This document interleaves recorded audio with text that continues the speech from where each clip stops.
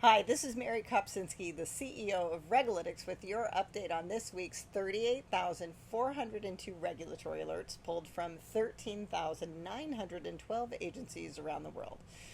I'm filming this from the Canadian side of Niagara Falls. Yes, we are still living the RV life, working remotely, and aside from the endless rain, every once in a while we're getting a good day like today. And so, in honor of Canada, I'm crowning the United States Trade Representative as the Regulator of the Week. Wait, what? Yes, USTR.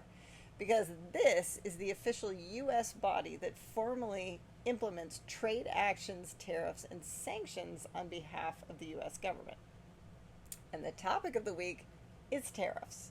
And as you may recall, I wrote my dissertation on global trade, so I apologize in advance as this goes way beyond the normal nerdery of the week, even for me. So let's take a trip down memory lane and have a walk through 4 international trade laws in the U.S. What could be more fun? Law number 1. Back in 1930, Congress passed Section 338 of the Tariff Act. It lets a president slap tariffs of up to 50% on a country that's discriminating against American goods. No president has ever used it in 96 years. Law number 2.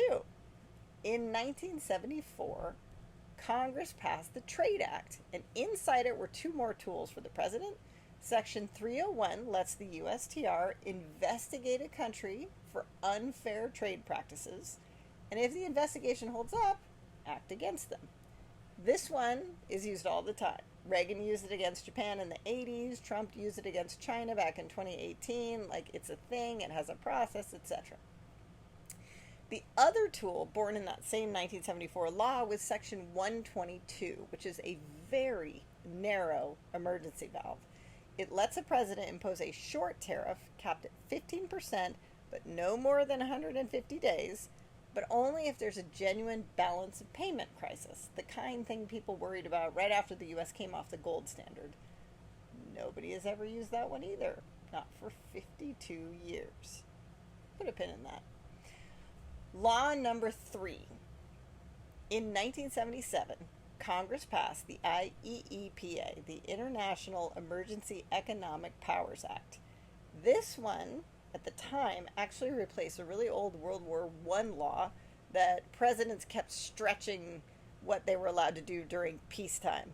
So Congress specifically wrote the IEEPA to ratchet back their power.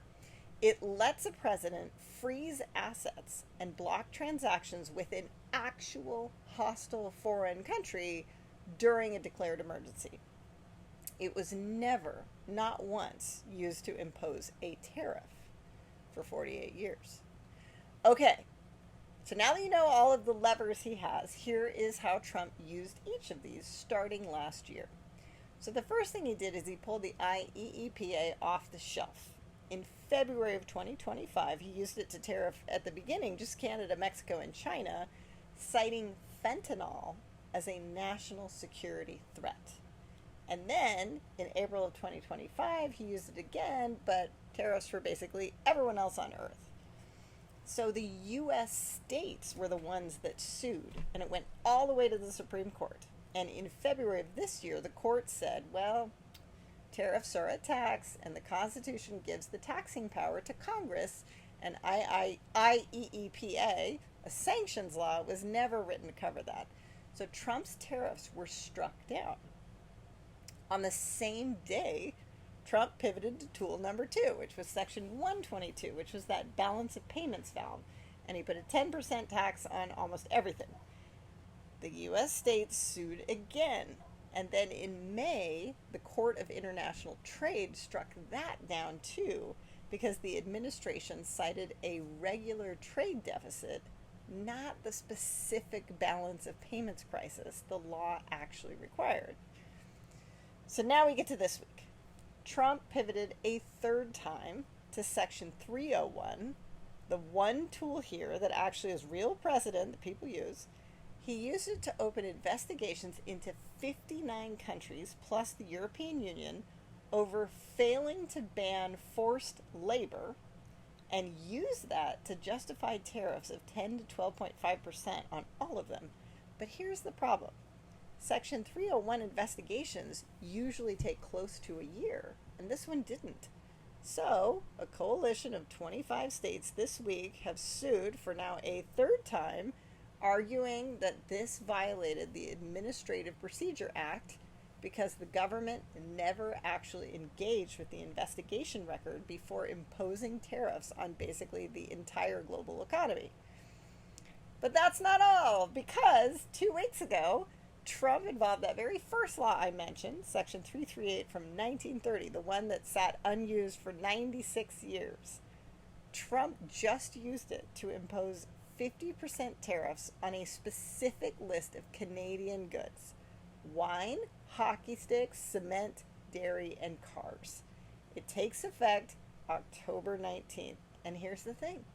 Right now, in Canada, I'm still in the window, baby.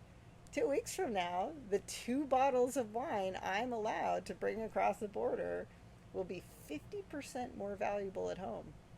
And that's it this week for RegAlytics. We have the global supply chain of the world's regulatory alerts in one very easy to use place. If you need a solution for anything related to regulation, give us a call.